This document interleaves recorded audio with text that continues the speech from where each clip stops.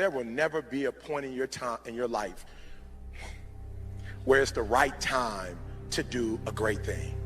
If you're waiting for that perfect moment, that perfect timing, it's not going to happen. You know what you have to do? You have to create the perfect time and the perfect opportunity and the perfect situation. So that a lot of people become comfortable. They stop growing. They stop wanting anything. They become satisfied. People getting ready to go to jobs that they don't like. Jobs that are making them sick. You see, when you're not pursuing your goal, you are literally committing spiritual suicide. When you have some goal out here that you're stretching for and reaching for that takes you out of your comfort zone, you'll find out some talents and abilities you have that you didn't know you have. When the messenger of misery visits you, what are you going to do? What will keep you in the game? There are things that you think you'll never need to know, that you may only need to know one time in your life, but that could save your life because you had that knowledge. Unless you attempt to do something beyond that which you've already mastered, you will never grow.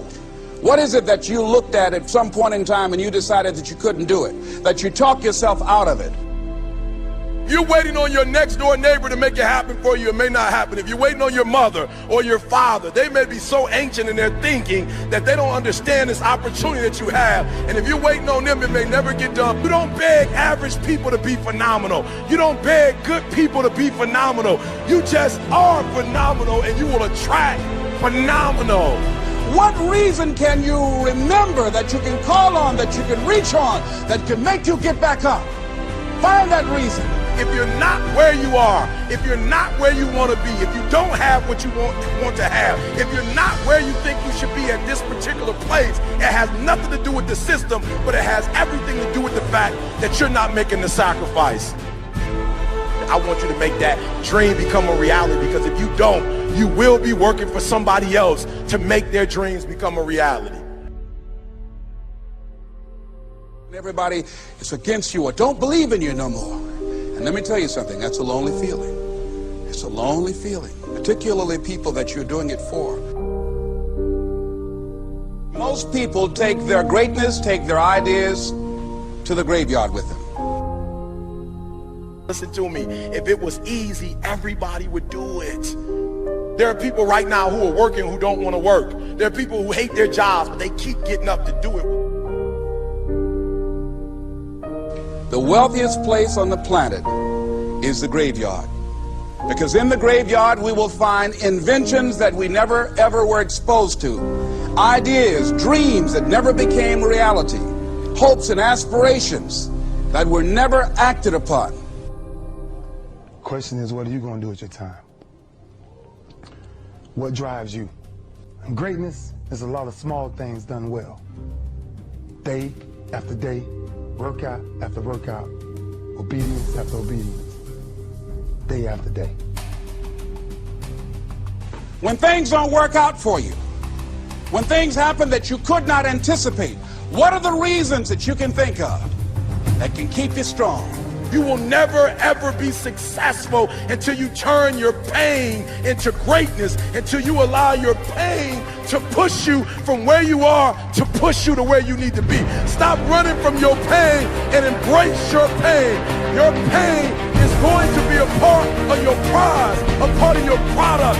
I challenge you to push yourself. See, it's easy to be on the bottom. It doesn't take any effort to be a loser. It doesn't take any motivation, any drive in order to stay down there on a low level.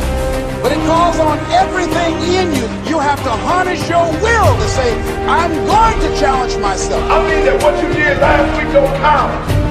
Today is the only important day. There are 86,400 seconds in a day, and how you use those are critical. You got 86,400 today, and what you do today is going to cement who you are. Nobody's going to talk about what you did last week. That the biggest enemy you have to deal with is yourself.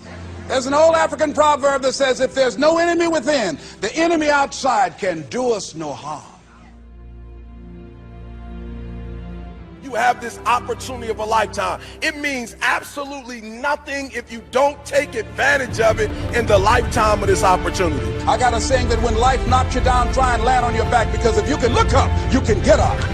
If you want a thing bad enough to go out and fight for it, to work day and night for it, to give up your time, your peace, and your sleep for it, if all that you dream and scheme is about it, and life seems useless and worthless without it.